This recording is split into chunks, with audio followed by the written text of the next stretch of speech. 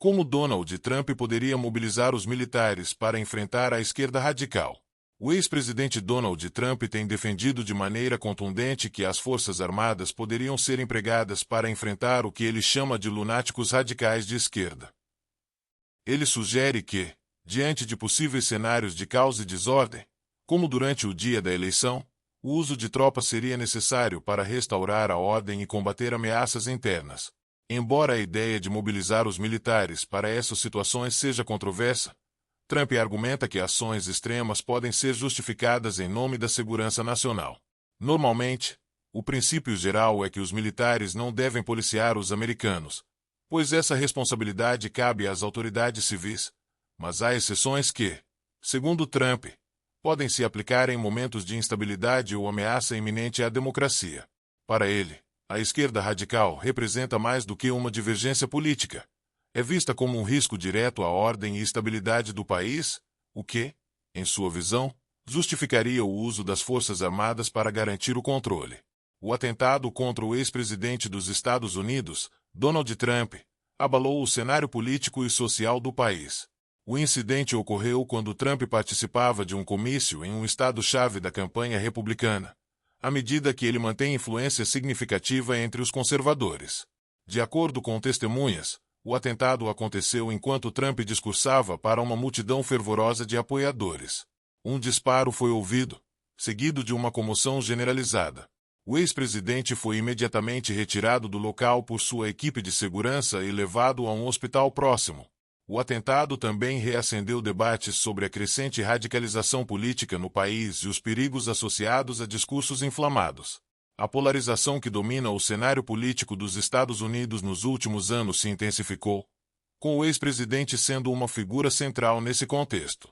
O ataque contra Trump, que já foi alvo de duras críticas e admiração em igual medida, é visto como um reflexo desse clima tenso. Essa postura reacende debates sobre os limites do poder presidencial e o uso de força militar em solo nacional, questionando onde traçar a linha entre segurança e repressão. Trump defende que, em circunstâncias excepcionais, os militares podem desempenhar um papel decisivo na contenção de forças que, segundo ele, buscam desestabilizar o país.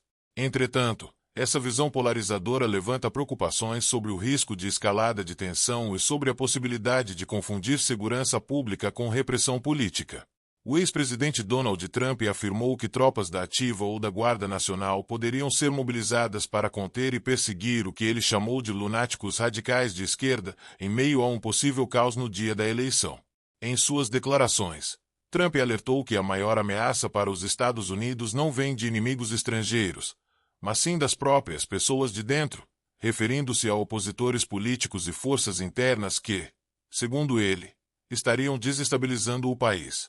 Acho que o maior problema são as pessoas de dentro, declarou Trump durante uma entrevista ao programa Sunday Morning Features da Fox News, destacando sua preocupação com elementos internos que, em sua visão, representam um perigo mais iminente do que quaisquer ameaças externas. Embora muitos vejam essas propostas como radicais e alarmantes, Trump mantém sua visão de que forças internas são as maiores ameaças à nação, reforçando seu discurso de que medidas drásticas são necessárias para restaurar a ordem. Temos algumas pessoas muito más. Temos algumas pessoas doentes, lunáticos radicais de esquerda. Isso poderia ser facilmente resolvido, se necessário, pela Guarda Nacional ou, em último caso, pelos militares, porque eles não podem permitir que isso aconteça, declarou Donald Trump. Mas será que um presidente tem a autoridade para usar tropas americanas para policiar seus próprios cidadãos e reprimir protestos políticos? Muitos dos apoiadores de Trump acreditam que sim, apontando para uma lei de 200 anos, o Ato de Insurreição de 1807, que foi implementado durante a Guerra Civil e também nos anos 1960 para fazer cumprir as leis de direitos civis. A Lei Posse Comitatus, de 1878, é o principal bloqueio para o uso de tropas militares da Ativa em funções policiais dentro do território americano. Essa lei foi criada com o propósito de garantir que nenhum presidente, no papel de comandante-em-chefe, pudesse utilizar as Forças Armadas Federais contra seus próprios cidadãos, uma medida vista como essencial para proteger a democracia e os direitos civis. No entanto, em circunstâncias excepcionais, Como uma insurreição, o presidente pode invocar o ato de insurreição e contornar as restrições do posse comitatus. A lei da insurreição foi aplicada diversas vezes ao longo da história, embora não tenha sido utilizada por Trump. Ela foi invocada em várias ocasiões, como por Abraham Lincoln durante a Guerra Civil e por Lyndon B. Johnson para controlar tumultos após o assassinato de Martin Luther King Jr. Em 1957, o presidente Dwight D. Eisenhower acionou a lei para enviar soldados da 101ª Divisão Aerotransportada para acompanhar 9 estudantes negros na Little Rock Central High School, depois que o governador do Arkansas mobilizou a Guarda Nacional para barrar sua entrada.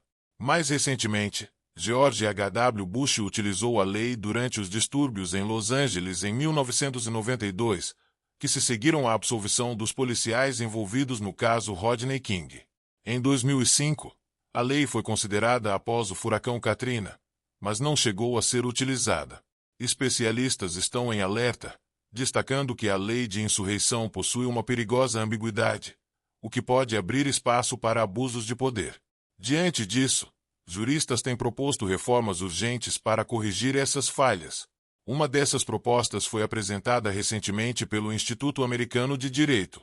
Durante uma entrevista concedida à revista Time este ano, Trump não apresentou uma justificativa legal clara ao declarar que planejava mobilizar a Guarda Nacional para realizar deportações em massa e criar campos de detenção destinados a pessoas vivendo ilegalmente nos Estados Unidos. Suas declarações, no entanto, levantam preocupações sobre o alcance e a legalidade dessas medidas. No fim das contas, a validade de várias das propostas ousadas de Trump provavelmente será decidida nas cortes federais que ele nomeou desempenharão um papel crucial na definição dos limites do poder presidencial.